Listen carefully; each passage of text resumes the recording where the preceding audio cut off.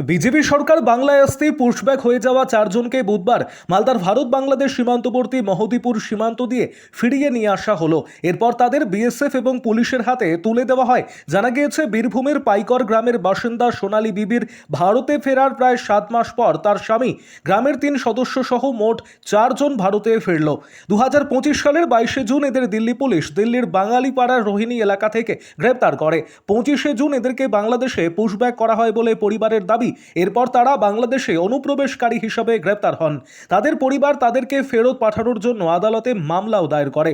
এরপর 2025 সালের ডিসেম্বর মাসের 5 তারিখ মালদায় ভারত বাংলাদেশ সীমান্তের মহদীপুর দিয়ে সোনালী বিবি এবং তার সন্তানকে ফেরত পাঠানো হয়। বুধবার বাংলাদেশ থেকে ওই একই সীমান্ত দিয়ে ফেরত পাঠানো হলো সোনালী বিবির স্বামী দানেশ শেখ, সোনালী বিবির প্রতিবেশী সুইটি বিবি, তার 2 সন্তানকে। 2 সন্তানই নাবালক। সুইটি বিবি বলেন, দেশে ফিরে ভালো লাগছে, অনেক কষ্ট সহ্য করতে হয়েছে, গ্রামেই থাকবো, আর বাইরে কাজ করতে যাব না। দিল্লিতে কাগজ কুড়ানির কাজ করতাম।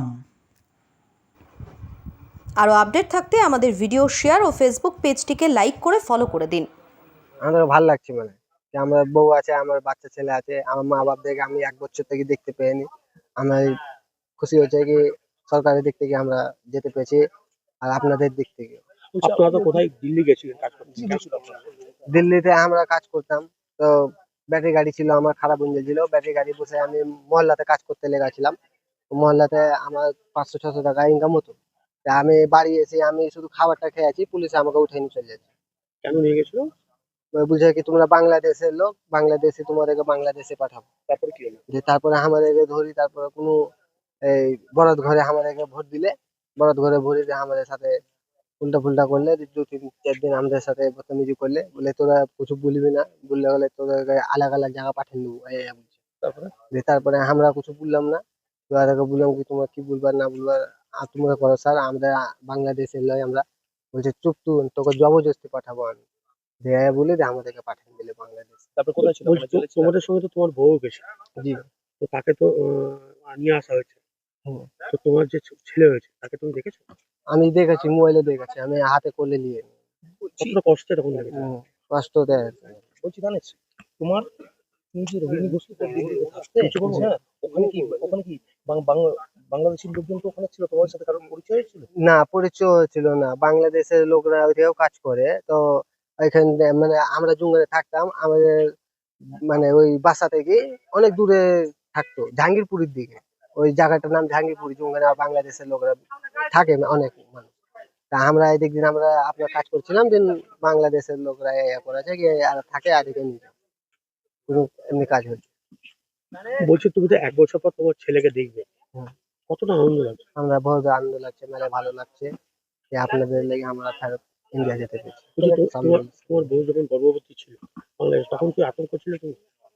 না, তোমার বয়স সেবা শুশ্রূষা করছিল পুলিশ? তখন না। তোমার নাম? আমার নাম দানেশ। দানেশ কি? দানেশ শেখ। তোমার বউয়ের নাম?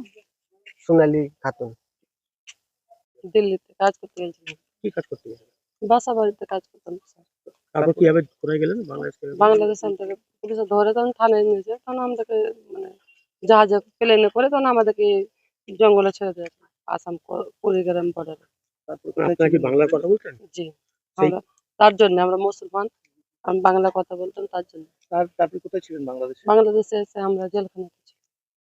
জেলখানায় যাওয়ার পরে আমাদেরকে আমাদের দেশের আমাদের মতো যারা মেম্বার, তারা আমাদেরকে নিজে জামিন করেছে ওখান থেকে। আজকে দেশে ফিরে কেমন লাগছে? আজকে আমাকে অনেক ভালো লাগছে, আমরা দেশে ফিরেছি। আর কোথাও কাজ করতে যাবেন বাইরে? জি না, বলছি বলছি আপনারা কি ভাবতে পেরেছিলেন দেশে জি ফিরতে না, আমরা কোনোদিন ভাবিনি যে আমাদের এত বড় ইয়ে হবে। দেশে আর ফিরতে পারবেন এমন আশা করেছিলেন? তবে আমি আশা ছাড়িনি, আমার দাদার সাথে ছিল, মফি দাদা আমার সাথে ছিল, বাড়িতে দেখে সামরুল ইসলাম আমাদের সাথে ছিল, তার জন্য আমরা আশা ছাড়িনি। সামরুল ইসলামকে, দাদাকে ধন্যবাদ, আর মফি দাদাকে ধন্যবাদ। বাংলাদেশে আপনার সাথে কোনো টর্চার হয়েছিল আপনাদের জি সাথে? না, কোনো টর্চার হয়নি আমাদের সাথে। বাংলাদেশে আমাদেরকে পুলিশ জেল অনেক ভালোবাসতো, জেলার স্যার আমাদেরকে ভালোবাসতো, কোনো টর্চার করেনি আমাদেরকে, কারণ আমরা মনে শান্তি ছিল না ওখানে।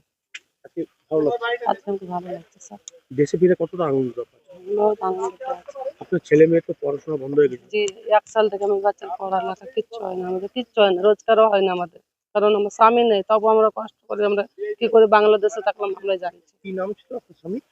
আজিজুল বলছি এখন যে দেশে ফিরলেন, ছেলে মেয়ে পড়াশোনা করাবেন? পড়া। আর কি যাবেন বাইরে কোনো কাজ করতে? জি দেশে না, কি করবেন যাবো না, এখন? গ্রামে দেশে থাকবো।